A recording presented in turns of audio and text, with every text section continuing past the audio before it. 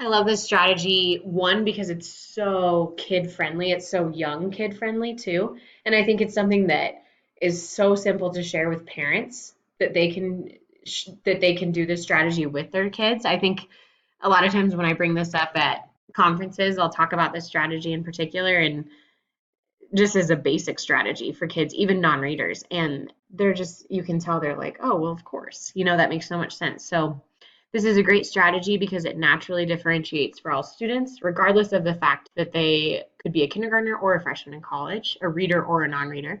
It's a natural process. We're always curious about what we're going to see, judging the book by its cover before we read it. And a lot of times that's really what's going to catch a kindergartner's eye, um, is what they see first, obviously, before they're what they're reading. And then scaffold for students who are having a hard time verbalizing what they are seeing.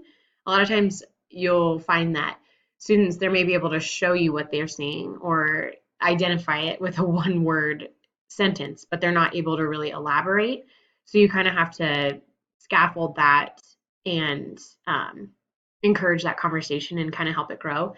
Make sure that texts are grade level appropriate and that they are at the right level for each reader. If a text is too hard or too easy, it's not going to be appropriate to use that strategy.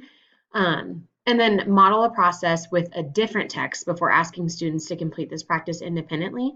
I think that this is most effective because it can be really easy to spoon feed. So, and give them what they're looking to say. So a lot of times if you kind of do the process by themselves and then allow them to do it with a different book that's at their level, I think that that would be a really great way to modify that for a kindergarten level.